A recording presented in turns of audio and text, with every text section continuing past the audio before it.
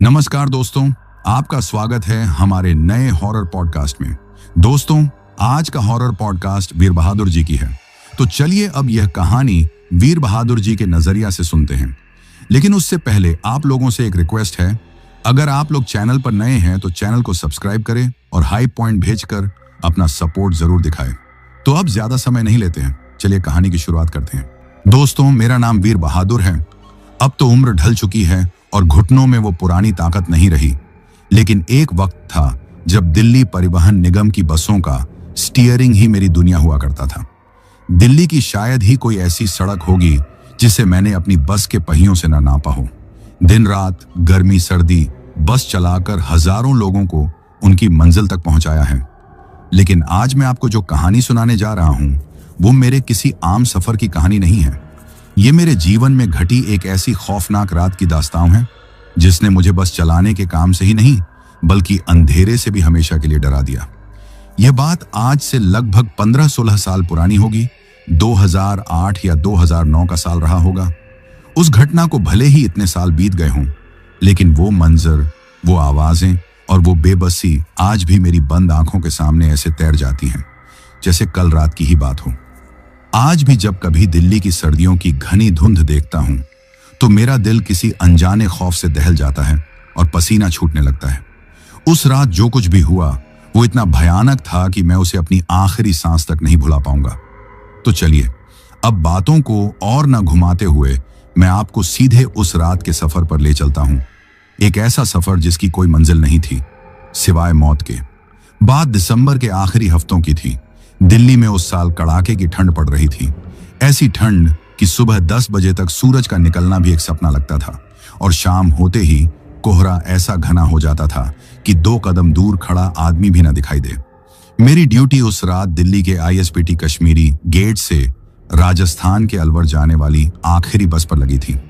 रात के करीब 10:30 बज चुके थे और बस स्टैंड पर अब ज्यादा चहल पहल नहीं बची थी। कड़ाके की ठंड की वजह से लोग जल्दी ही अपने घरों में दुबक जाना चाहते थे। मेरे साथ कंडक्टर था जगदीश, एक हंसमुख और बातूनी लड़का। उम्र में मुझसे काफी छोटा था, लेकिन हम दोनों की खूब बनती थी। वो हमेशा मजाक के मूड में रहता था, जिससे लंबा और उबाऊ सफर भी आसानी से कट जाता था। उस्ताद, आज तो सवारी भी कम है और ठंड भी जानलेवा है। जल्दी से अलवर पहुंचकर गर्मागर्म चाय और कचौड़ी खाएंगे? जगदीश ने अपनी सीट पर बैठते हुए कहा। मैंने भी मुस्कुराते हुए कहा, हाँ, बस जल्दी से निकलें यहां से, ये कोहरा ठीक नहीं लग रहा। आखिरी बार हॉर्न बजाकर और जगदीश से हरी झंडी पाकर मैंने बस को धीरे धीरे बाहर निकाला। बस में उस वक्त 25-30 सवारियां रही होंगी। कुछ नींद में ऊँघ रहे थे, कुछ अपने घर पहुंचने की जल्दी में थे। दिल्ली की सड़कों को पार करते हुए हम धीरे धीरे गुड़गांव की तरफ बढ़ रहे थे। रात का समय था, सड़कें खाली थी और हमारी बस अपनी रफ्तार से मंजिल की ओर दौड़ी जा रही थी। मैं और जगदीश केबिन में हल्की फुल्की बातें कर रहे थे और बाहर घना कोहरा हमारी बस को अपनी आगोश में लेता जा रहा था। सफर बिल्कुल सामान्य था। गुड़गांव पार करने के बाद हाईवे पर बस अपनी पूरी रफ्तार में थी। सब कुछ ठीक चल रहा था, लेकिन शायद उस रात किस्मत को कुछ और ही मंजूर था। हम अभी धारूहेड़ा के पास पहुंचे ही थे कि दूर हमें गाड़ियों की एक लंबी कतार और पुलिस की नीली लाल बत्तियां चमकती हुई दिखाई दी। पास पहुंचने पर पता चला कि आगे एक तेल के टैंकर और ट्रक की भयानक टक्कर हो गई थी, जिसकी वजह से हाईवे पूरी तरह से जाम था। एक पुलिस वाले ने हमारी बस के पास आकर कहा, आगे नहीं जा पाओगे ड्राइवर साहब, एक्सीडेंट बहुत बुरा है। रास्ता खुलने में सुबह के 4-5 बज जाएंगे। ये सुनकर बस में बैठी सवारियां बेचैन होने लगी। अब क्या होगा, हम कैसे पहुंचेंगे? ऐसी आवाजें आने लगी। मैंने पुलिस वाले से पूछा, साहब, कोई दूसरा रास्ता नहीं है क्या? उसने कुछ सोचते हुए कहा, एक रास्ता तो है, लेकिन वो ठीक नहीं है। यहां से बाएं हाथ पर एक पुराना स्टेट हाईवे कटता है। वो आगे जाकर वापस मेन हाईवे से मिल जाता है, लेकिन वो रास्ता करीब 20-25 किलोमीटर लंबा है और सालों से इस्तेमाल में नहीं है। बिल्कुल सुनसान और वीरान पड़ा है। जगदीश ने मुझसे कहा, उस्ताद, यहीं सुबह तक इंतजार करने से तो अच्छा है कि उस रास्ते से निकल चलें। थोड़ा लंबा ही तो है। मैं थोड़ा हिचकिचा रहा था। अनजाने और सुनसान रास्तों पर रात में बस चलाना खतरे से खाली नहीं होता। मैंने उस पुराने हाईवे के बारे में कुछ धुंधली सी डरावनी बातें सुन रखी थी, लेकिन वो क्या थी ये मुझे ठीक से याद नहीं था। पर सवारियों की बेचैनी और सुबह तक इंतजार करने की मजबूरी को देखते हुए मेरे पास और कोई चारा भी नहीं था। ठीक है, उसी रास्ते से चलते हैं, मैंने फैसला किया और बस को धीरे धीरे उस अंधेरे अनजाने रास्ते की ओर मोड़ दिया। जैसे ही हमारी बस उस पुराने स्टेट हाईवे पर मुड़ी, ऐसा लगा जैसे हम किसी दूसरी ही दुनिया में आ गए हों। मेन हाईवे की रोशनी और गाड़ियों का शोर पीछे छूट गया था और अब हमारे सामने थी सिर्फ एक अंधेरी टूटी फूटी सड़क, जिसके दोनों तरफ कीकर और दूसरे जंगली पेड़ों का घना जंगल था। पेड़ों की डालियां सड़क के ऊपर ऐसे झुकी हुई थीं जैसे उन्होंने मिलकर एक अंधेरी सुरंग बना दी हो। हमारी बस की हेडलाइट्स उस सुरंग में जहां तक जाती थीं, वहां तक सिर्फ कोहरा और वीराना ही नजर आता था। उस सड़क पर हमारे अलावा और कोई गाड़ी नहीं थी। बस के अंदर भी अब पूरी तरह खामोशी छा गई थी। जगदीश की बकबक भी बंद हो चुकी थी और वो भी खामोशी से बाहर के अंधेरे को घूर रहा था। बस की घरघराती आवाज उस वीराने में और भी ज्यादा डरावनी लग रही थी। हवा में एक अजीब सी ठंडक और भारीपन था जो सिर्फ मौसम की वजह से नहीं लग रहा था। हम उस रास्ते पर करीब 10-12 किलोमीटर ही आगे गए होंगे कि अचानक बस के इंजन ने एक अजीब सी आवाज की। हेडलाइट्स एक पल के लिए झपकी और फिर पूरी तरह बंद हो गई।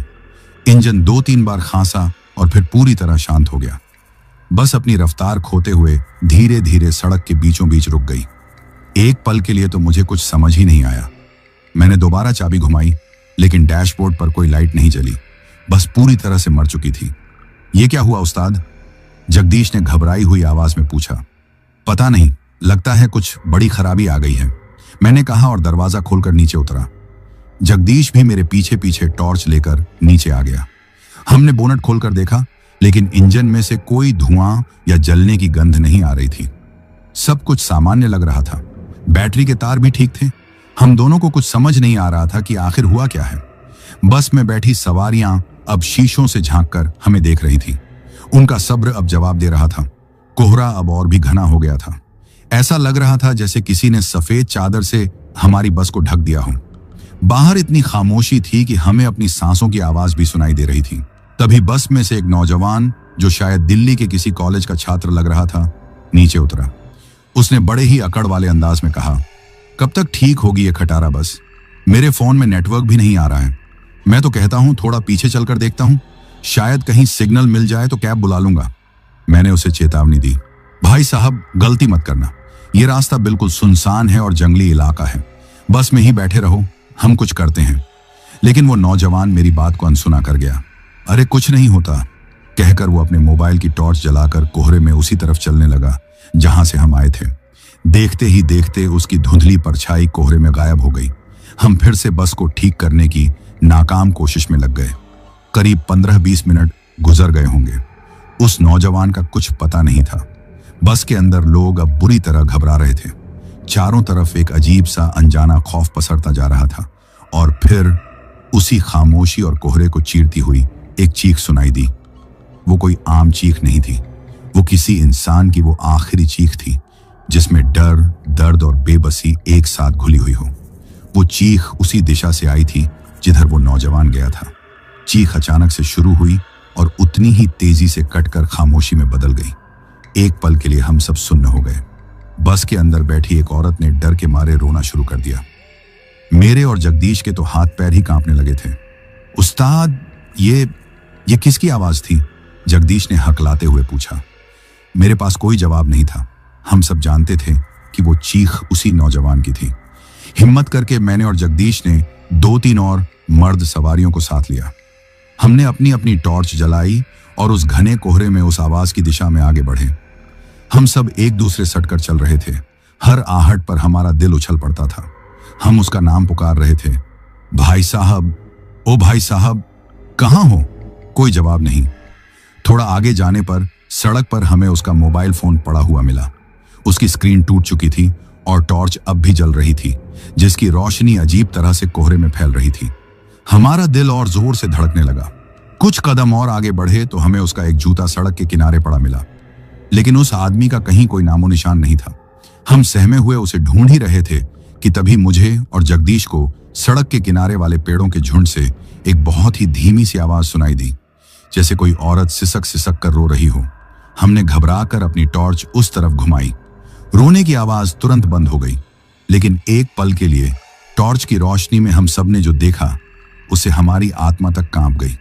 पेड़ों के बीच अंधेरे में हमें एक साया खड़ा हुआ दिखाई दिया था, एक लंबी पतली सी परछाई जो एक पल के लिए दिखी और फिर जैसे हवा में ही गायब हो गई। हम सब चीखते हुए वापस बस की तरफ भागे। हमें ऐसा महसूस हो रहा था जैसे कोई चीज हमारे पीछे भाग रही है, कोई चीज जो हमें देख रही है, जो हमारा इंतजार कर रही है। हम भागकर बस के अंदर घुसे और मैंने अंदर से दरवाजा कसकर बंद कर लिया। बस के अंदर दहशत का माहौल था, हर कोई डरा हुआ था। सब समझ चुके थे कि हम किसी आम मुसीबत में नहीं बल्कि किसी बहुत ही भयानक और अनजानी चीज के चंगुल में फंस गए हैं। उस सुनसान अंधेरी सड़क पर घने कोहरे में हमारी बस एक ताबूत की तरह खड़ी थी और हम सब यात्री उस ताबूत में जिंदा दफन हो चुके थे। और बाहर वो खौफनाक साया हमारा इंतजार कर रहा था। हम सब भागकर बस में तो घुस आए थे और मैंने कांपते हुए हाथों से दरवाजा तो बंद कर दिया था, लेकिन बाहर का खौफ अब बस के अंदर आ चुका था। बस के अंदर का माहौल किसी मातम से कम नहीं था। कुछ औरतें सिसक सिसक कर रो रही थीं, कुछ बच्चे अपनी माओं से लिपटे हुए थे और मर्द कहे जाने वाले हम लोग भी डर के मारे बुत बने बैठे थे। हर कोई एक दूसरे को शक और डर भरी नजरों से देख रहा था। उस चीख और पेड़ों के बीच दिखी उस परछाई ने हम सबके होश उड़ा दिए थे। उस्ताद, अब क्या होगा? जगदीश ने मेरे पास आकर धीमी, लगभग फुसफुसाती हुई आवाज में पूछा। उसकी आंखों में मैंने ऐसी दहशत पहले कभी नहीं देखी थी। वो हंसमुख लड़का आज खौफ का पुतला लग रहा था। हिम्मत रख जगदीश, हमें इन लोगों को संभालना होगा, मैंने कहा, पर मेरी अपनी आवाज भी साथ नहीं दे रही थी। मैं ड्राइवर था, इस बस का कप्तान। मेरी जिम्मेदारी थी कि इन लोगों को सुरक्षित रखूं, लेकिन मैं खुद बुरी तरह डरा हुआ था। उस सुनसान सड़क पर, उस घने कोहरे में हमारी बस एक लोहे के पिंजरे जैसी थी और हमें लग रहा था कि कोई शिकारी उस पिंजरे के चारों तरफ घूम रहा है। समय बीतता जा रहा था, हर एक पल 1 घंटे जैसा लग रहा था। बाहर घना कोहरा और मौत जैसी खामोशी थी। बस के अंदर सिर्फ लोगों की दबी दबी सिसकियों और कांपती हुई सांसों की आवाजें थीं। हम सब खिड़कियों से बाहर झांकने की हिम्मत भी नहीं कर पा रहे थे। ऐसा लग रहा था कि अगर हमने बाहर देखा तो कोहरे के उस पार से कोई हमें घूरता हुआ मिल जाएगा। मेरा दिल जोर जोर से धड़क रहा था, इतना जोर से कि मुझे डर था कि कहीं ये फट ही न जाए। करीब आधा घंटा इसी खौफनाक इंतजार में गुजर गया होगा। हम सब मन ही मन भगवान से प्रार्थना कर रहे थे कि किसी तरह ये रात कट जाए और सुबह हो जाए। और तभी बस के दरवाजे पर एक हल्की सी दस्तक हुई।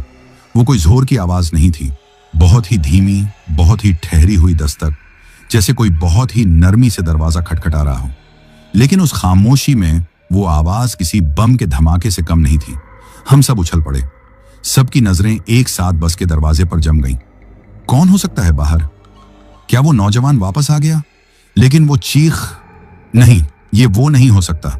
तो फिर कौन है? किसी की हिम्मत नहीं हुई कि वो अपनी जगह से हिले। दस्तक फिर से हुई, इस बार भी उतनी ही धीमी और शांत। जगदीश ने डर के मारे मेरी तरफ देखा। मैंने उसे खामोश रहने का इशारा किया। हम सब ने अपनी सांसें रोक लीं, इस उम्मीद में कि जो कोई भी बाहर है वो हमें अंदर न पाकर चला जाएगा। कुछ देर तक दस्तक होती रही और फिर बंद हो गई। हम सब ने राहत की सांस ली।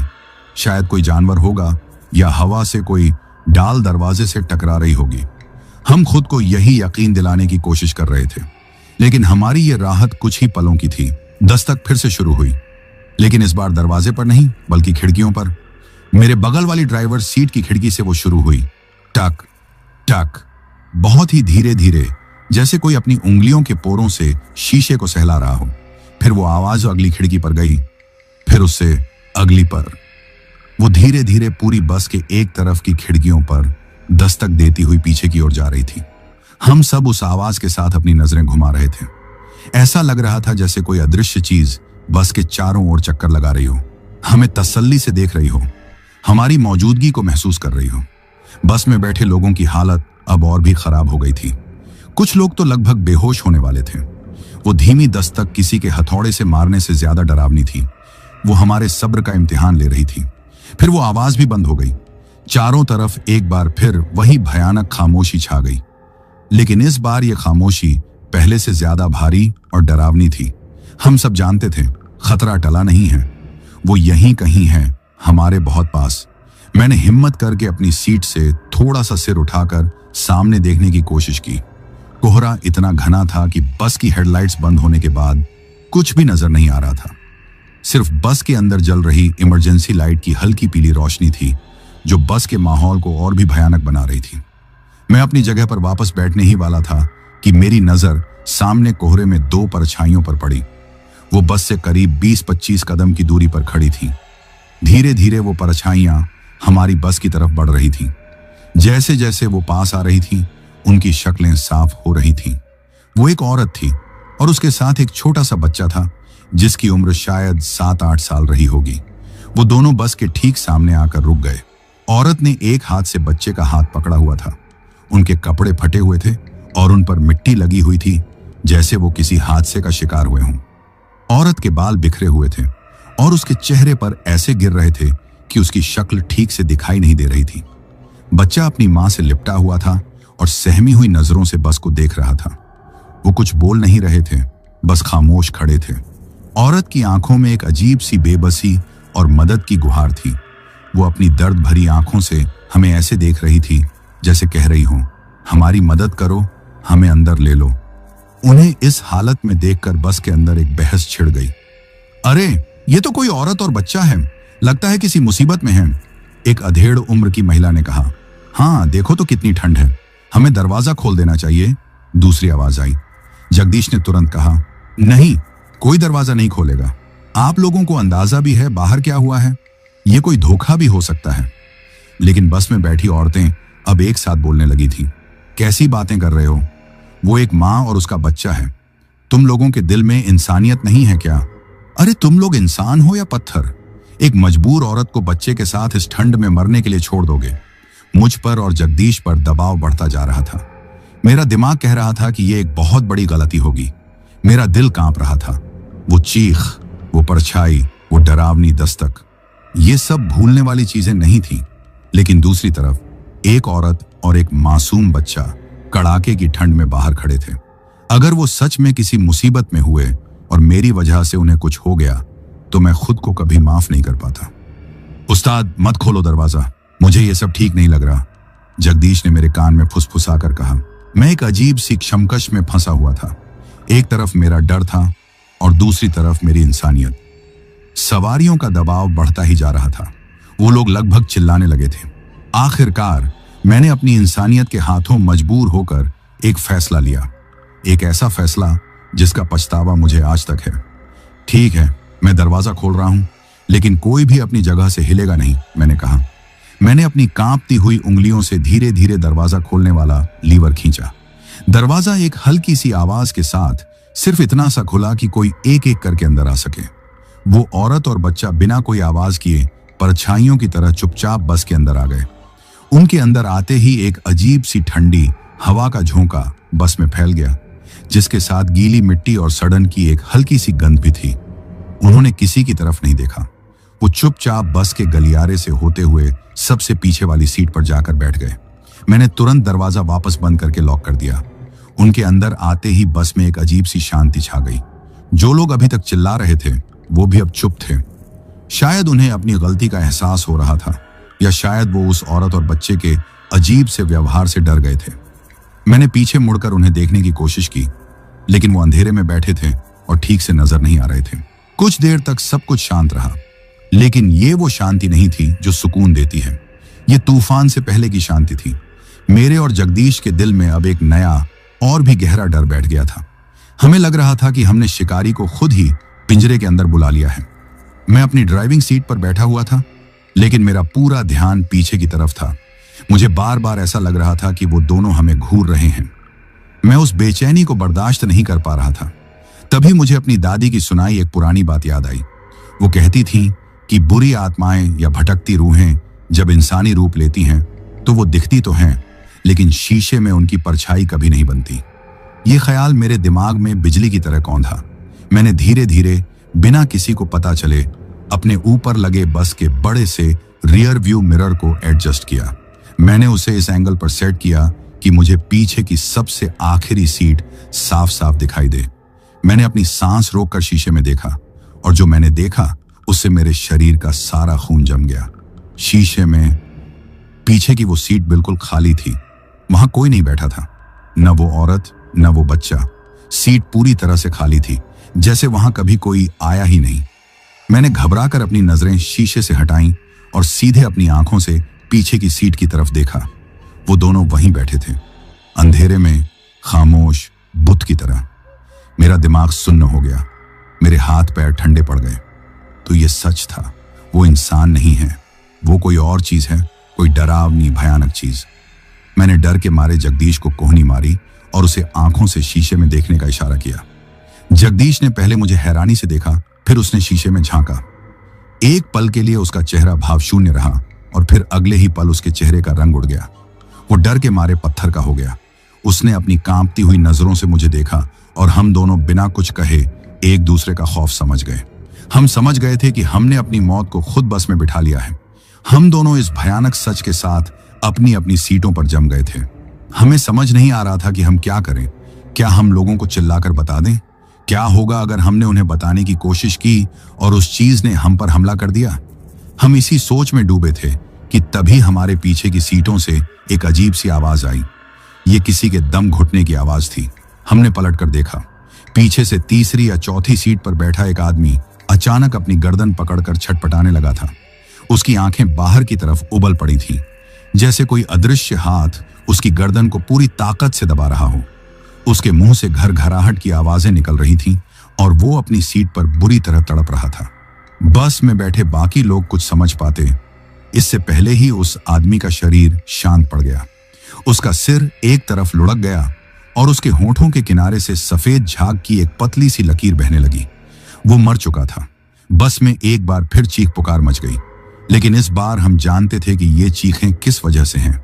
वो शैतानी चीज जिसे हमने खुद अंदर बुलाया था, उसने अपना शिकार शुरू कर दिया था और हम सब अपनी अपनी बारी का इंतजार कर रहे थे। उस आदमी की मौत के साथ ही बस के अंदर जैसे एक भूचाल आ गया। जो लोग अब तक सिर्फ डरे हुए थे, अब वो खौफ से पागल हो रहे थे। चीखें, रोना पीटना, भगदड़ जैसा माहौल बन गया। लोग अपनी सीटों से उठकर आगे की तरफ भागने की कोशिश कर रहे थे, एक दूसरे पर गिर रहे थे। हर कोई उस लाश से और उस खौफ से दूर भागना चाहता था। इसे क्या हुआ? कौन है तुम लोगों में से? कोई चिल्लाया। पुलिस को बुलाओ, किसी ने इसे मार डाला।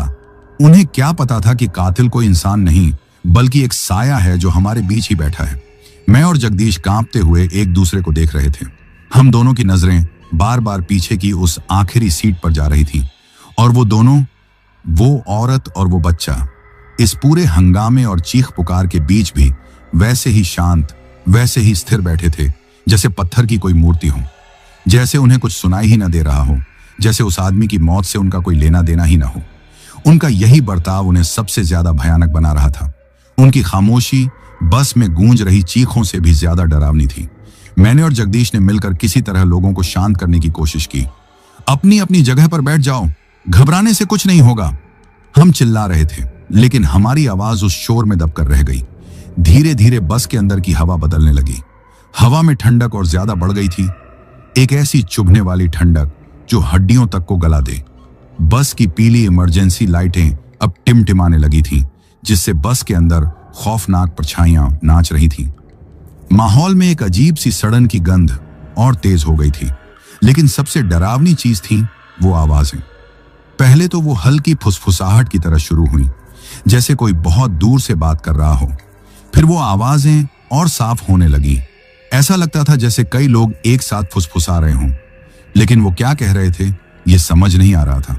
कुछ यात्रियों ने शिकायत की कि उन्हें ऐसा लग रहा है जैसे कोई उनकी गर्दन के पास आकर सांस ले रहा है।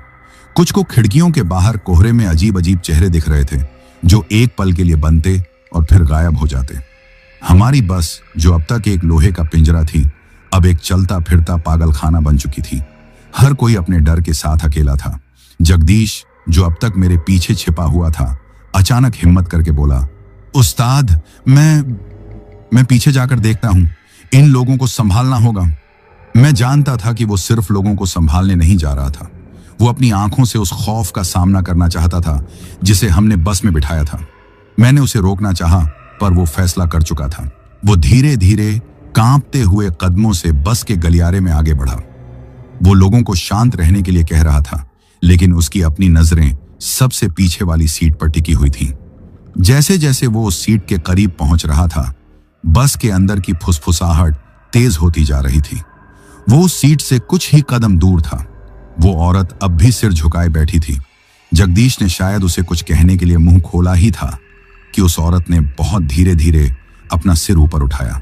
उसके बिखरे हुए बाल, जो अब तक उसके चेहरे को ढके हुए थे, अब किनारों से हट गए।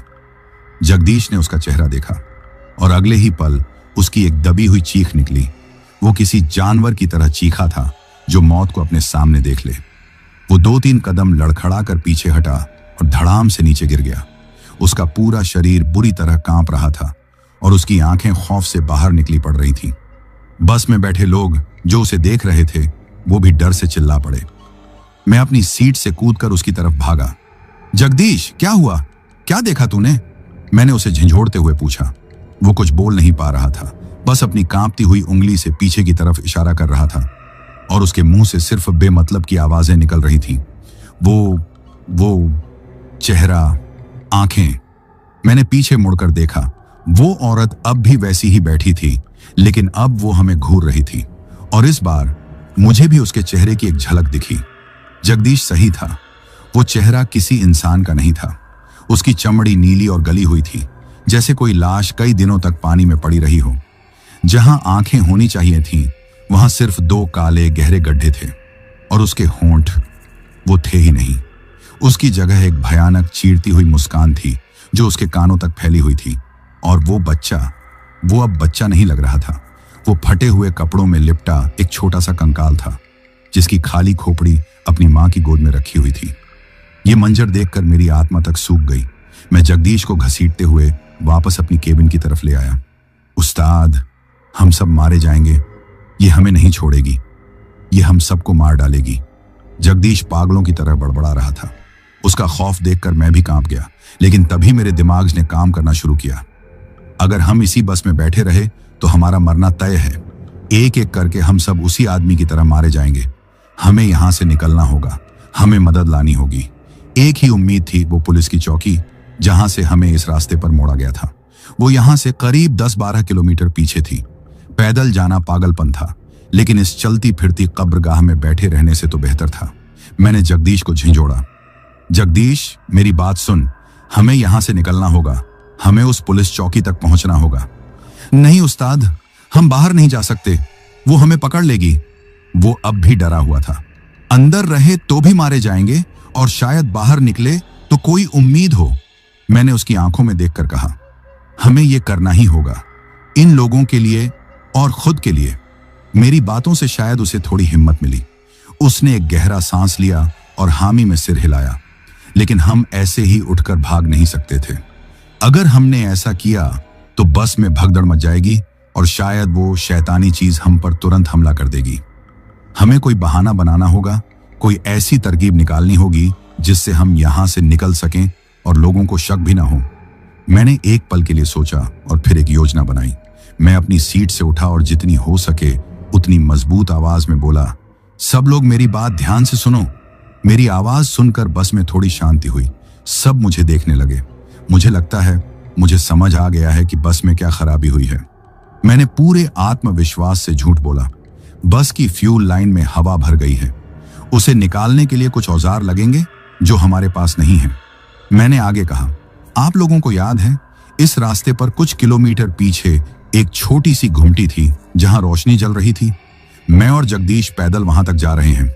वहां से या तो औजार ले आएंगे या मदद के लिए किसी को बुला लेंगे। इसमें ज्यादा वक्त नहीं लगेगा। ये एक सफेद झूठ था। वहां कोई घुमटी नहीं थी, सिर्फ मीलों तक फैला जंगल और अंधेरा था। एक आदमी ने पूछा, लेकिन हम लोग यहां अकेले? आप सब बस के अंदर ही रहना। मैंने सख्ती से कहा, मैं दरवाजा बाहर से बंद कर दूंगा। किसी भी हालत में, चाहे कोई भी आवाज आए, दरवाजा मत खोलना। हम बहुत जल्दी वापस आएंगे। लोगों के चेहरे पर अब भी डर था, लेकिन उन्हें उम्मीद की एक किरण भी दिखाई दे रही थी। उन्हें लगा कि शायद अब सब ठीक हो जाएगा। वो बेचारे क्या जानते थे कि हम उन्हें मौत के मुंह में छोड़कर अपनी जान बचाने जा रहे थे। मेरे सीने पर अपराध का एक भारी बोझ था, लेकिन जिंदा रहने की इच्छा उस बोझ से ज्यादा भारी थी। मैंने जगदीश को चलने का इशारा किया। हम दोनों धीरे धीरे बस के दरवाजे की तरफ बढ़े। हर कदम पर मेरा दिल धड़क रहा था। मुझे डर था कि कहीं पीछे बैठी वो चीज हम पर झपट न पड़े, पर ऐसा कुछ नहीं हुआ। मैंने बस का दरवाजा खोला। बाहर की बर्फीली हवा और कोहरा एक बार फिर हमारे स्वागत के लिए तैयार थे। हम अभी आए, मैंने आखिरी बार मुड़कर यात्रियों से कहा, और फिर मैं और जगदीश बस से नीचे उतर गए। हमने बस का दरवाजा बाहर से सटा दिया और बिना एक पल गंवाए उस अंधेरी सड़क पर दौड़ना शुरू कर दिया। हमने पीछे मुड़कर एक बार भी नहीं देखा। हमें बस के अंदर से आती लोगों की धीमी आवाजें सुनाई दे रही थीं, लेकिन हमने उन्हें अनसुना कर दिया। हम पागलों की तरह दौड़ रहे थे। हमारे फेफड़े जल रहे थे, टांगें जवाब दे रही थीं, लेकिन हम रुक नहीं सकते थे। कुछ मिनट तक दौड़ने के बाद जब बस की धुंधली रोशनी भी कोहरे में गायब हो गई, तब हमें अपने पीछे से एक आवाज सुनाई दी। वो किसी के कदमों की आवाज नहीं थी, वो एक बच्चे के हंसने की आवाज थी।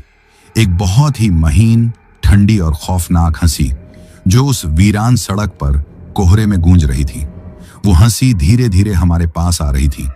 ऐसा लग रहा था जैसे वो हमारे ठीक पीछे हो। हम दोनों की चीख निकल गई।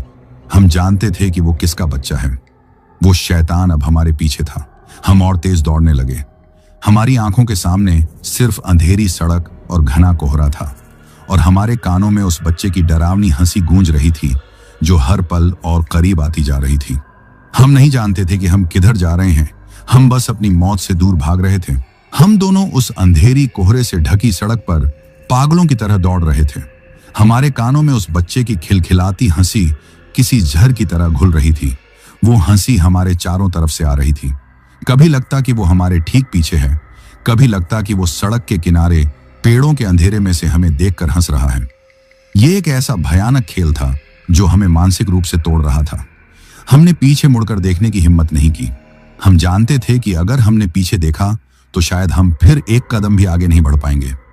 कोहरा इतना घना था कि हमें कुछ फीट से आगे सड़क भी नजर नहीं आ रही थी। हम बस अंधेरे में दौड़ रहे थे, इस उम्मीद में कि यह सड़क हमें किसी इंसानी बस्ती की तरफ ले जाएगी। हमारे फेफड़े जवाब दे रहे थे, सांसें उखड़ रही थीं और पैर पत्थर की तरह भारी हो गए थे। इस शारीरिक थकान से ज्यादा खतरनाक वो मानसिक थकान थी जो हम पर हावी हो रही थी। जगदीश, जो पहले ही उस औरत का भयानक चेहरा देखकर अपनी हिम्मत खो चुका था, अब पूरी तरह से टूटने लगा था। दौड़ते दौड़ते उसका पैर लड़खड़ाया और वो सड़क पर मुंह के बल गिर पड़ा। मैंने रुककर उसे उठाने की कोशिश की, लेकिन वो उठना ही नहीं चाहता था। वो वहीं सड़क पर पड़ा हुआ बच्चों की तरह रोने लगा।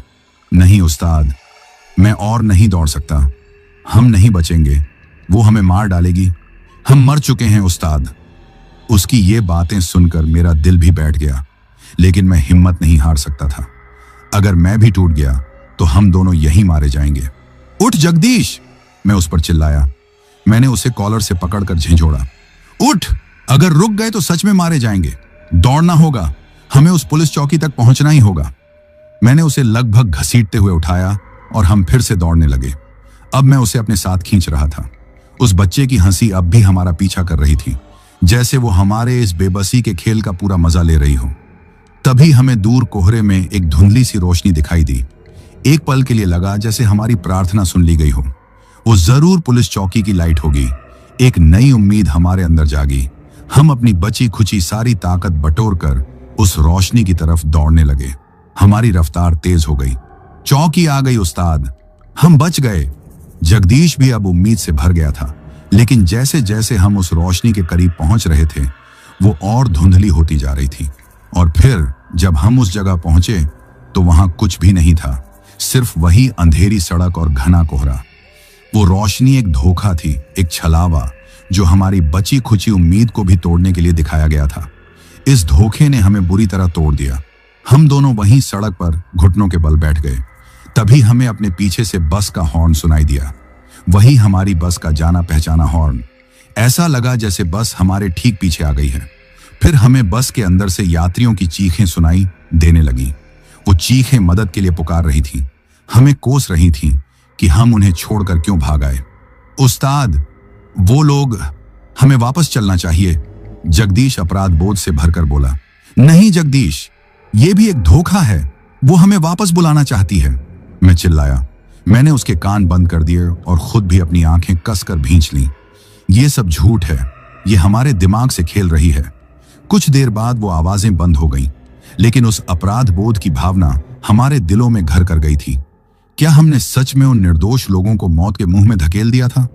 हम फिर से उठे और अब दौड़ नहीं रहे थे, बस लड़खड़ाते हुए चल रहे थे। हम दोनों जानते थे कि हम ज्यादा देर तक नहीं बच पाएंगे। चलते चलते हमारी नजर सड़क के किनारे एक पुराने से मील के पत्थर पर पड़ी। उसके बगल में एक छोटा सा चबूतरा बना हुआ था, जिस पर शायद कभी कोई मूर्ति रही होगी, जो अब टूट चुकी थी। हमने फैसला किया कि कुछ पल यहां सुस्ता लेते हैं। हम दोनों उस चबूतरे के पीछे जाकर छिप गए और अपनी उखड़ती सांसों को काबू करने की कोशिश करने लगे। यहाँ एक अजीब सी शांति थी। उस बच्चे की हंसी अब सुनाई नहीं दे रही थी। एक पल के लिए हमें लगा कि शायद हमने उसे पीछे छोड़ दिया है, लेकिन यह शांति उस हंसी से भी ज्यादा डरावनी थी। और उसी शांति में हमें एक नई आवाज सुनाई दी, कपड़ों के घिसटने की आवाज, जैसे कोई भारी लंबा कपड़ा पहने हुए टूटी फूटी सड़क पर चल रहा हो। और वो आवाज धीरे धीरे हमारी तरफ ही आ रही थी। मेरा दिल मेरे मुंह में आ गया। वो मां थी, वो आ रही थी। इससे पहले कि हम उठकर भाग पाते, कोहरे में से एक साया उभरा और हमारे ठीक सामने आकर खड़ा हो गया। वो वही औरत थी। वो दौड़ नहीं रही थी, वो हवा में तैरती हुई सी लग रही थी। उसके पैर जमीन से थोड़ा ऊपर थे और वो बिना कदम बढ़ाए हमारी तरफ बढ़ रही थी। इस बार अंधेरे में उसका सड़ा हुआ चेहरा और भी साफ दिख रहा था।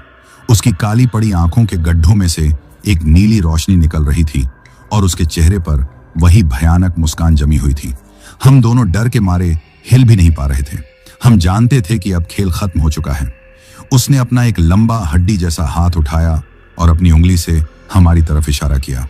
फिर उसने अपना मुंह खोला, लेकिन उसके मुंह से कोई आवाज नहीं निकली। उसकी जगह सैकड़ों इंसानी चीखों की एक मिलीजुली आवाज निकली। उन चीखों में दर्द था, खौफ था, बेबसी थी। वो उन सभी लोगों की चीखें थीं जिन्हें उसने आज तक मारा था। उन चीखों में हमें अपनी बस के उस पहले मरे हुए यात्री की चीख भी साफ सुनाई दी। वो चीखों का शोर इतना भयानक था कि लगा हमारे कान के पर्दे फट जाएंगे। जगदीश तो डर के मारे पत्थर का हो गया था। वो बस अपनी फटी हुई आंखों से उस शैतान को देख रहा था। उस औरत ने एक झपट्टा मारा। वो सीधे जगदीश की तरफ लपकी, लेकिन आखिरी पल में पता नहीं मुझ में कहां से इतनी हिम्मत और ताकत आ गई।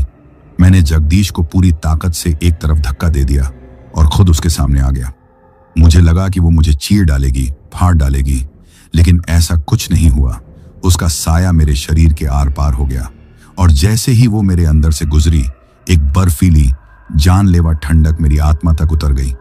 ऐसा लगा जैसे किसी ने मेरे शरीर से मेरी सारी ताकत, सारी ऊर्जा एक ही पल में खींच ली हो। मैं कमजोर होकर वहीं जमीन पर गिर पड़ा। मेरी आंखों के आगे अंधेरा छा रहा था। वो औरत मेरे ऊपर आकर झुकी। उसके चेहरे के काले गड्ढे मुझे घूर रहे थे। मैं जानता था कि अब वो मुझे खत्म कर देगी, लेकिन तभी दूर से एक ट्रक का तेज हॉर्न सुनाई दिया और दो बड़ी बड़ी हेडलाइट्स की रोशनी ने कोहरे को चीर दिया। रोशनी और आवाज सुनकर वो औरत एक पल के लिए ठिठकी। उसने अपना सिर उठाया और उस रोशनी की तरफ देखा। फिर उसने एक कान फाड़ देने वाली चीख मारी, एक ऐसी चीख जिसमें गुस्सा और नफरत भरी हुई थी। और अगले ही पल वो एक काले धुएं में बदलकर कोहरे में गायब हो गई। एक बड़ा सा ट्रक अपनी पूरी रफ्तार से हमारे पास से गुजरा। शायद उसके ड्राइवर ने हमें देखा भी नहीं। वो इस बात से पूरी तरह अनजान था कि उसने अभी 2 जिंदगियों को बचाया है। ट्रक गुजर गया और सड़क पर फिर से अंधेरा और खामोशी छा गई। मैं जमीन पर पड़ा हुआ हाँफ रहा था। मेरा शरीर पूरी तरह से कमजोर हो चुका था, लेकिन मैं जिंदा था। जगदीश मेरे पास आया और मुझे उठाने की कोशिश करने लगा। हम उस सीधे हमले से बच गए थे, लेकिन हम अब भी उसी खूनी सड़क पर थे। खतरा अभी टला नहीं था। वो वापस आएगी और शायद अगली बार हम इतने खुशकिस्मत ना हों। ट्रक के गुजर जाने के बाद सड़क पर एक बार फिर वही मौत जैसा सन्नाटा पसर गया था। मैं जमीन पर पड़ा हुआ था और मेरे शरीर का हर एक हिस्सा दर्द से कराह रहा था। वो हमला शारीरिक नहीं था, पर उसने मेरी आत्मा को झंझोड़ कर रख दिया था। ऐसा लग रहा था जैसे मेरे अंदर की सारी हिम्मत और जीने की इच्छा खत्म हो चुकी है। उस्ताद उठो, हमें यहां से चलना होगा, वो फिर आएगी, जगदीश ने मुझे उठाते हुए कहा। उसकी आवाज में अब भी डर था, लेकिन मेरे ऊपर हुए हमले ने शायद उसे एक अजीब सी हिम्मत दे दी थी। अब वो जानता था कि रुकने का मतलब सिर्फ मौत है। मैंने अपनी सारी बची खुची ताकत को बटोरा और उसके सहारे खड़ा हुआ। हम दोनों एक दूसरे का सहारा बने। अब हम दौड़ नहीं रहे थे, बस एक दूसरे को घसीटते हुए आगे बढ़ रहे थे। हमारा हर एक कदम एक सज्जा की तरह लग रहा था। हम बार बार पीछे मुड़कर देखते, इस डर से कि कहीं कोहरे में से वो भयानक मुस्कान वाला चेहरा फिर से न उभर आए। पता नहीं कितना वक्त बीता, शायद 1 घंटा या शायद एक पूरी सदी। उस खौफनाक सड़क पर समय का कोई मतलब नहीं रह गया था। हम बस चलते जा रहे थे, एक जिंदा लाश की तरह। और फिर हमें वो रोशनी दिखाई दी। इस बार ये कोई छलावा नहीं था। हमें दूर कोहरे में एक पीली बत्ती टिमटिमाती हुई दिख रही थी और उसके पास एक छोटी सी लालटेन भी जल रही थी। वो पुलिस की वही चौकी थी, हमारी मंजिल। उसे देखते ही हमारे अंदर जैसे मरे हुए शरीर में जान आ गई हो। हम अपनी सारी तकलीफें, सारा दर्द भूलकर अपनी आखिरी ताकत से उस रोशनी की तरफ दौड़ पड़े। हम चीख रहे थे, चिल्ला रहे थे, बचाओ, कोई है, मदद करो। हम पागलों की तरह दौड़ते हुए उस पुलिस चौकी के अस्थायी टेंट में घुस गए। अंदर एक अंगीठी जल रही थी जिसके चारों तरफ 2 पुलिस वाले बैठे हुए थे। एक की उम्र ज्यादा थी, तोंद निकली हुई थी और उसका नाम शायद सिंह था, जैसा कि उसकी वर्दी पर लिखा था। दूसरा एक नौजवान सिपाही था। उन्होंने हमें इस तरह बदहवास हालत में अंदर घुसते देखा तो चौंक गए। हमारे कपड़े फटे हुए थे, चेहरे पर खौफ और थकान साफ दिख रही थी। अरे कौन हो तुम लोग, ये क्या हालत बना रखी है? उस उम्र दराज हवलदार ने कड़क आवाज में पूछा। उसके मुंह से हल्की सी शराब की गंध आ रही थी। हम दोनों एक साथ बोलने लगे। हमारी बातें टूटी फूटी और बेतरतीब थीं। साहब, बस हमारी बस खराब हो गई। वो मार रही है सबको। एक आदमी मर गया, एक गायब हो गया। बस में भूत है। हमारी बातें सुनकर वो हवलदार जोर से हंसा। उसने नौजवान सिपाही की तरफ देखकर कहा, ले भाई, आ गए आज के शराबी। लगता है रात में कुछ ज्यादा ही चढ़ा ली है दोनों ने। उसका ये रवैया देखकर हमारा दिल बैठ गया। हम इतनी मुश्किल से मौत के मुंह से बचकर यहां तक पहुंचे थे और ये आदमी हमारी बात पर यकीन करने की बजाय हमारा मजाक उड़ा रहा था। साहब, हम शराब पिए हुए नहीं हैं, हम सच कह रहे हैं, मैं लगभग गिड़गिड़ाते हुए बोला। हमारी बस इसी सड़क पर फंसी हुई है, उसमें 30 और लोग हैं, उनकी जान खतरे में है। जगदीश ने भी हाथ जोड़ लिए। साहब, भगवान के लिए हमारी बात मानिए, हमने अपनी आंखों से देखा है, एक औरत और एक बच्चा। वो इंसान नहीं है, वो लोगों को मार रहे हैं। लेकिन हवलदार सिंह पर कोई असर नहीं हुआ। वो अपनी जगह से उठा और हमें बाहर धकेलते हुए बोला, चलो चलो, निकलो यहां से। सुबह तक नशा उतर जाएगा तो सब भूत प्रेत भी उतर जाएंगे। जाओ, यहां ड्रामा मत करो। हम बेबसी और गुस्से से भर गए। यह आदमी हमारी बात क्यों नहीं समझ रहा था? क्या उसे हमारे चेहरों पर खौफ नहीं दिख रहा था? वो नौजवान सिपाही हमें हिचकिचाते हुए देख रहा था। शायद उसे हमारी हालत पर थोड़ा तरस आ रहा था, लेकिन अपने सीनियर के सामने कुछ बोलने की उसकी हिम्मत नहीं थी। हवलदार हमें टेंट से बाहर निकालने ही वाला था कि तभी जगदीश को कुछ याद आया। उसने अपनी जेब से एक मुड़ी तुड़ी कागज की पर्ची निकाली। यह शायद किसी यात्री के टिकट का रिकॉर्ड था। साहब, आप हमारी भूत की बात पर यकीन मत कीजिए, जगदीश जोर से बोला। लेकिन आप इस बात को कैसे झुठलाएंगे कि एक आदमी सच में गायब है? हमारी बस से एक यात्री उतरा था जो वापस नहीं आया। उसका नाम राहुल शर्मा था, उम्र 26 साल, दिल्ली का रहने वाला था। एक खास नाम, उम्र और पते का जिक्र होते ही हवलदार के चेहरे के हाव भाव थोड़े बदले। भूत प्रेत की कहानी को खारिज करना आसान था, लेकिन एक गुमशुदा इंसान की रिपोर्ट को नजरअंदाज करना उसके लिए मुश्किल था, खासकर जब मामला एक पूरी बस और उसमें फंसे 30 यात्रियों का हो। हवलदार ने एक पल के लिए सोचा। वो अब भी हमें शक की नजर से देख रहा था, लेकिन उसके चेहरे पर अब वो मजाक वाला भाव नहीं था। ठीक है, उसने कुछ देर बाद गहरी आवाज में कहा, तुम दोनों यहीं रुकोगे? मैं और रामफल, नौजवान सिपाही का नाम, जीप लेकर जाकर देखते हैं। लेकिन याद रखना, अगर तुम्हारी ये कहानी झूठी निकली या कोई मजाक निकला तो सुबह हवालात में तुम्हारी ऐसी खातिरदारी करूंगा कि जिंदगी भर याद रखोगे। हमें थोड़ी राहत मिली, कम से कम वो जांच करने के लिए तो तैयार हो गया। हवलदार ने अपनी टोपी उठाई, बंदूक संभाली और रामफल को हमारे पास रुकने का आदेश दिया। फिर उसने एक और सिपाही को, जो शायद दूसरे टेंट में सो रहा था, आवाज देकर उठाया और दोनों पुलिस की पुरानी सी जीप में बैठकर उस अंधेरी कोहरे भरी सड़क पर उसी दिशा में चले गए जहां से हम आए थे। जीप की लाल बत्ती कुछ देर तक कोहरे में चमकती रही और फिर अंधेरे में खो गई। उनके जाने के बाद टेंट में एक अजीब सी खामोशी छा गई। रामफल ने हमें पीने के लिए पानी दिया और अंगीठी के पास बैठने को कहा। घंटों बाद पहली बार हमें थोड़ी सी सुरक्षा का एहसास हुआ। हम एक पुलिस चौकी में थे, हथियारों के साथ एक पुलिस वाला हमारे पास था। हम कांप रहे थे, लेकिन अब डर से कम और ठंड और थकान से ज्यादा। हम चुपचाप बैठे अंगीठी की आग को घूर रहे थे। वो खौफनाक हंसी, वो सड़ा हुआ चेहरा, वो जानलेवा ठंडक, सब कुछ एक बुरे सपने की तरह हमारे दिमाग में घूम रहा था। लेकिन जैसे जैसे वक्त बीतता गया, सुरक्षा का वो नाजुक सा एहसास एक नए और गहरे डर में बदलने लगा। हमने क्या किया? हमने उन 2 पुलिस वालों को, जो हमारी कहानी पर आधा अधूरा ही यकीन कर रहे थे, उसी शैतान के शिकारगाह में भेज दिया था। वो लोग उस खतरे के लिए बिल्कुल भी तैयार नहीं थे। वो उसे एक आम सी जांच समझकर गए थे। क्या होगा अगर वो औरत और बच्चा उन पर भी हमला कर दें? क्या वो पुलिस की जीप कभी वापस आएगी? मेरा दिल अब एक नई आशंका से धड़कने लगा। हम यहाँ टेंट में शायद कुछ देर के लिए महफूज थे, लेकिन हमने अपनी जान बचाने के लिए क्या 2 और लोगों को मौत के मुंह में धकेल दिया था? हम टेंट में बैठे हुए थे। बाहर हवा की साई साई और पुलिस के वायरलेस सेट की कर्कश आवाज के अलावा कोई और आवाज नहीं थी। हम दोनों की आंखें उसी अंधेरे रास्ते पर टिकी हुई थीं, जहां वो जीप गायब हुई थी। हर गुजरते पल के साथ हमारा इंतजार एक भयानक सजा में बदलता जा रहा था। पुलिस चौकी के उस छोटे से टेंट में वक्त जैसे जम गया था। हर गुजरता पल हमारे डर को और भी गहरा कर रहा था। मैं, जगदीश और वो नौजवान सिपाही रामफल, तीनों चुपचाप बैठे उस अंधेरे रास्ते को घूर रहे थे जहां पुलिस की जीप गायब हुई थी। 1 घंटा बीत गया, फिर दूसरा। हमारे दिल में जो उम्मीद की आखिरी किरण जगी थी, वो भी अब धीरे धीरे बुझ रही थी। अब हमें यकीन हो चला था कि कुछ बहुत ही भयानक हुआ है। रामफल बार बार वायरलेस सेट पर हवलदार सिंह से संपर्क करने की कोशिश कर रहा था। अल्फा 1, क्या आप मुझे सुन सकते हैं? ओवर। जवाब में सिर्फ सन्नाटे को चीरती हुई खरखराहट की आवाज आती।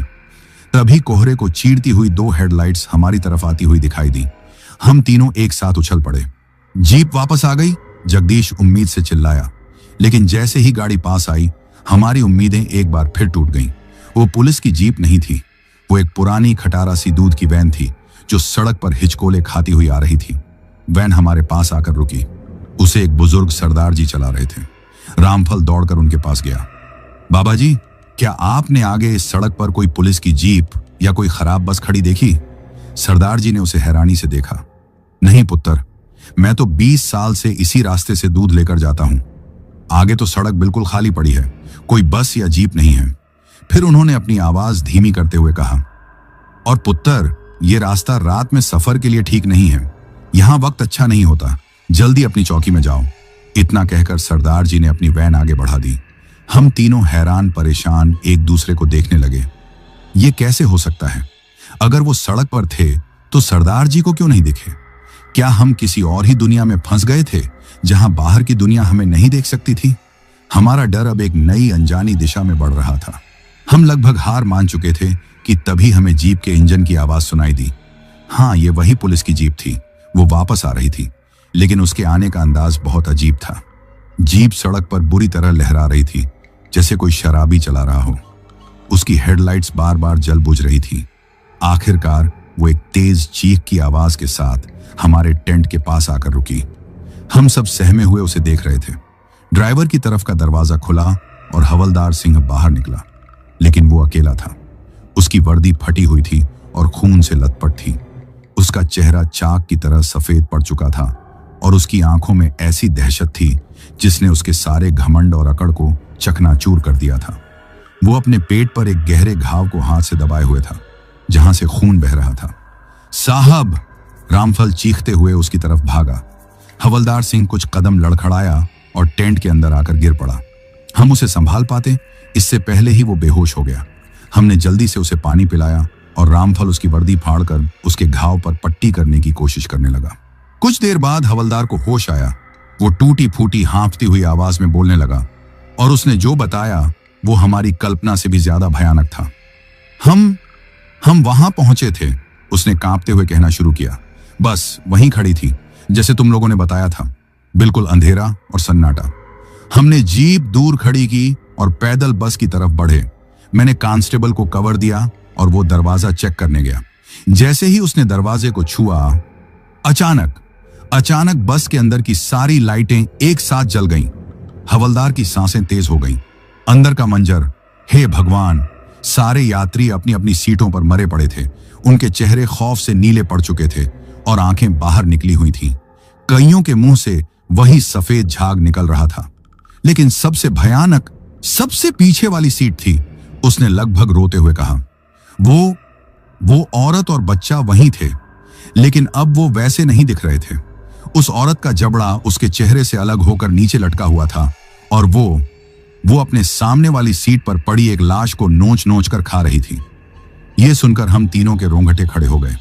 कांस्टेबल ने यह देखकर चीखना चाहा, लेकिन इससे पहले ही बस की खिड़की का शीशा अपने आप टूट गया और दो अदृश्य हाथों ने उसे अंदर खींच लिया। मैं कुछ समझ पाता इससे पहले ही वो गायब हो गया। मैंने अपनी बंदूक से गोली चलाई, पर गोलियां उनके आर पार हो गईं। उनका कुछ नहीं बिगड़ा। फिर वो औरत बस से बाहर निकली, हवा में तैरती हुई, और सीधे मुझ पर हमला कर दिया। उसके नाखून किसी छुरी की तरह तेज थे। उसने मेरे पेट पर वार किया। मैं किसी तरह खुद को छुड़ाकर जीप की तरफ भागा और वहां से जान बचाकर निकल आया। मैं उसे वहीं छोड़ आया। हवलदार अपनी बात पूरी करके फफक फक कर रोने लगा। एक तगड़ा रौबदार पुलिस वाला बच्चों की तरह रो रहा था। हम उसे सांत्वना दे ही रहे थे कि हमें वो आवाज फिर सुनाई दी, वही बच्चे की खिलखिलाती हुई हंसी। लेकिन इस बार वो दूर सड़क पर से नहीं आ रही थी, वो हमारे टेंट के ठीक बाहर से आ रही थी। और उस हंसी के साथ साथ उस औरत के गले से निकलती एक गहरी घुरघुराती हुई आवाज भी थी। वो शैतान हवलदार का पीछा करते हुए यहां तक आ गए थे। अब हम कहीं भाग नहीं सकते थे। हम उस छोटे से कपड़े के टेंट में कैद थे और मौत बाहर हमारा दरवाजा खटखटा रही थी। चारों तरफ दहशत का माहौल था। हवलदार दर्द और डर से पागलों की तरह चिल्लाने लगा, भागो, ये हमें भी मार डालेगी, भागो यहां से। तभी रामफल, वो नौजवान सिपाही, अपनी जगह से उठा। उसके चेहरे पर डर था, लेकिन अपनी वर्दी की लाज रखने की एक आखिरी कोशिश भी थी। उसने अपनी राइफल उठाई। मैं देखता हूं इन्हें, मैं एक सिपाही हूं, ऐसे नहीं मर सकता। नहीं, बाहर मत जाना, मैं चीखा। तुम उसका कुछ नहीं बिगाड़ पाओगे। लेकिन उसने मेरी एक न सुनी। उसने टेंट का दरवाजा खोला और अपनी राइफल कोहरे में ताने हुए बाहर निकल गया। एक पल के लिए बाहर खामोशी छा गई और फिर एक गोली चलने की आवाज आई। गोली की आवाज के तुरंत बाद रामफल की एक दर्दनाक चीख गूंजी, जो अचानक ही बीच में कट गई। अगले ही पल उसकी राइफल हवा में उड़ती हुई टेंट के अंदर आकर गिरी। राइफल का बैरल मुड़ा हुआ था और उस पर खून लगा हुआ था। बाहर फिर से खामोशी छा गई। हम समझ गए, उस शैतान ने एक और शिकार कर लिया था। अब टेंट के अंदर सिर्फ 3 लोग बचे थे, मैं, जगदीश और एक घायल, हारा हुआ हवलदार। हम तीनों एक दूसरे से चिपक कर बैठ गए। हम जानते थे कि कपड़े की ये पतली दीवारें हमें ज्यादा देर तक नहीं बचा पाएंगी। हमारा वक्त अब खत्म हो रहा था। रामफल की मौत के साथ ही हमारे अंदर बची खुची हिम्मत ने भी दम तोड़ दिया था। अब हम 3 लोग, मैं, जगदीश और बुरी तरह से घायल हवलदार सिंह, उस छोटे से टेंट में एक दूसरे से सटे हुए बैठे थे। हम मौत का इंतजार कर रहे थे। बाहर उस बच्चे की हंसी और औरत की घुरघुराहट एक घेरा बनाकर हमारे चारों तरफ घूम रही थी। वो हमारे साथ खेल रहे थे, हमारे डर का मजा ले रहे थे।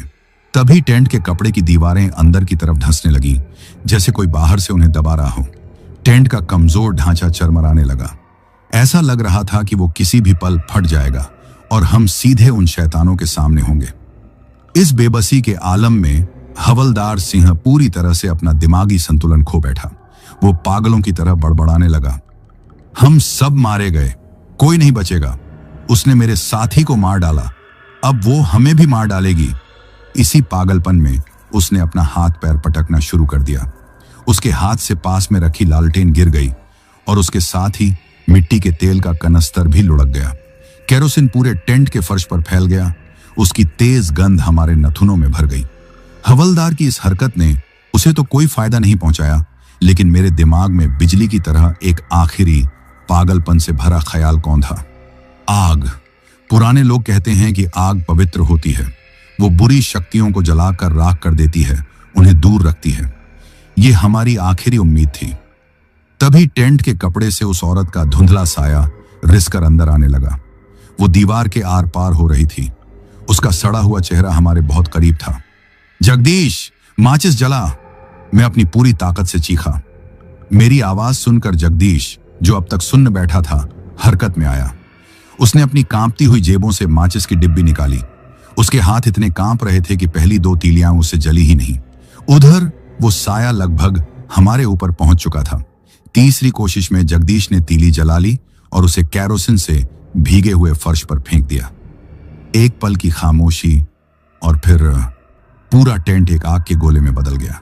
लपटें हमारी आंखों के सामने भभक उठी। आग ने रोशनी और गर्मी की एक दीवार हमारे और उस शैतान के बीच खड़ी कर दी थी। जैसे ही आग की लपटों ने उस साए को छुआ, उसके मुंह से एक दिल दहला देने वाली चीख निकली। वो दर्द और गुस्से से भरी चीख थी। वो आग की दीवार से ऐसे पीछे हटी जैसे किसी ने उसे लोहे की गर्म सलाख से छू दिया हो। हम कुछ पलों के लिए बच गए थे, लेकिन अब हम एक नई मुसीबत में थे। हम एक जलते हुए टेंट के अंदर कैद थे। चारों तरफ काला दम घोंटू धुआं भर गया था। हमारी आंखों में जलन हो रही थी और सांस लेना मुश्किल हो गया था। हवलदार सिंह, जो पहले ही घायल और कमजोर था, इस धुएं को बर्दाश्त नहीं कर पाया। वो 2-3 बार खांसा और फिर हमेशा के लिए शांत हो गया। अब सिर्फ मैं और जगदीश बचे थे। बाहर निकलना होगा। मैंने चिल्लाते हुए जगदीश को एक तरफ से टेंट फाड़ने का इशारा किया। हम दोनों खांसते हुए जमीन पर रेंगते हुए बाहर निकलने का रास्ता बनाने लगे। हमने जलते हुए कपड़े में एक छोटा सा छेद बना लिया था।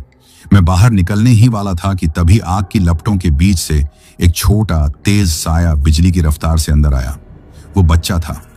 इससे पहले कि हम कुछ समझ पाते, वो छोटा सा साया सीधे जगदीश के ऊपर झपटा और उसकी छाती से चिपक गया। जगदीश की एक रूह कंपा देने वाली चीख निकली। वो आग से जलने के दर्द की चीख नहीं थी।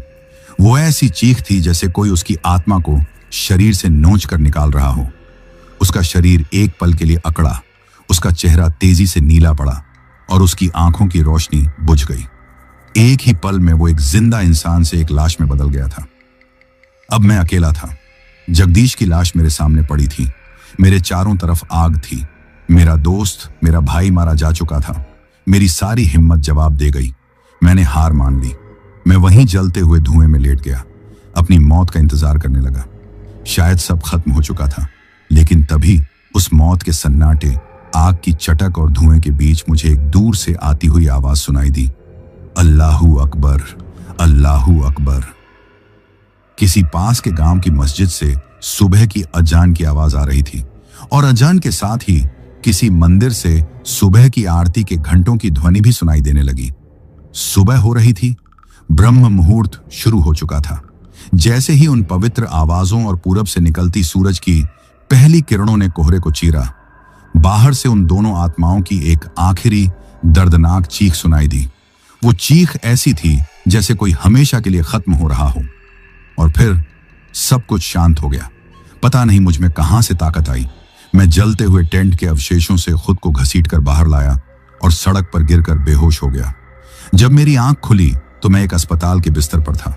मुझे उसी बुजुर्ग सरदार जी ने, जो दूध की वैन चलाते थे, अपनी वापसी की यात्रा के दौरान सड़क पर पाया था। इसके बाद एक लंबी सरकारी जांच चली। पुलिस ने मुझसे घंटों पूछताछ की। मैंने उन्हें सब कुछ सच सच बता दिया। वो बस, वो यात्री, वो चीख, वो औरत और बच्चा, मेरे दोस्त जगदीश और उन पुलिस वालों की मौत। लेकिन मेरी कहानी पर किसी ने यकीन नहीं किया। जब पुलिस उस जगह पर जांच करने गई तो उन्हें वहां कुछ नहीं मिला। न हमारी बस, न कोई लाश, न खून का एक कतरा। वहां सिर्फ पुलिस चौकी के जले हुए अवशेष थे।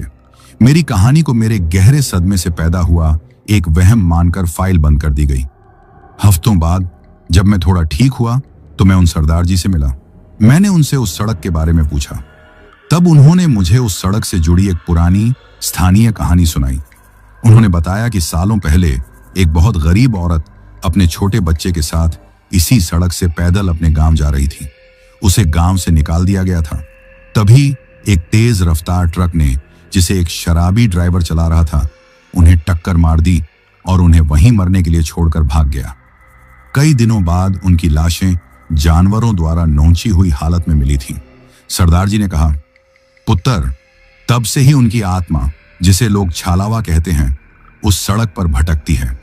वो हर गाड़ी को वही ट्रक और हर मुसाफिर को वही ड्राइवर समझती है जिसने उन्हें मरने के लिए छोड़ दिया था। वो गुस्से और बदले की आग में जल रही हैं और जो भी रात में वहां से गुजरता है उसे अपना शिकार बना लेती हैं। उस दिन मुझे अपनी सारी पहेलियों का जवाब मिल गया। इस घटना ने मुझे शारीरिक और मानसिक रूप से हमेशा के लिए तोड़ दिया। मैंने डीटीसी की नौकरी छोड़ दी। कई सालों तक मैं रात में सो नहीं पाया। मुझे आज भी जगदीश की आखिरी चीख और उस बच्चे की हंसी सपनों में सुनाई देती है।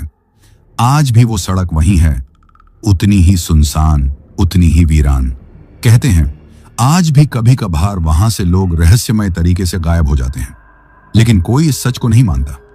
मैं उस रात का अकेला गवाह हूं जो जिंदा बच गया, लेकिन मैं आज तक ये समझ नहीं पाया कि मैं बचा क्यों। शायद इसलिए ताकि मैं आप सबको ये कहानी सुना सकूं, ताकि मैं आपको बता सकूं कि इस दुनिया में कुछ चीजें ऐसी भी हैं जिन्हें हमारी समझ और विज्ञान के दायरे में नहीं बांधा जा सकता। मैं उस रात एक बस चला रहा था जिसमें 30 से ज्यादा लोग सवार थे। मैं उन्हें उनकी मंजिल तक ले जा रहा था, लेकिन किस्मत हमें एक ऐसे सफर पर ले गई जहां से वापसी का कोई रास्ता नहीं था। एक ऐसा सफर जो एक सुबह के अंधेरे में खत्म हुआ। तो दोस्तों, यह कहानी यही खत्म हुई।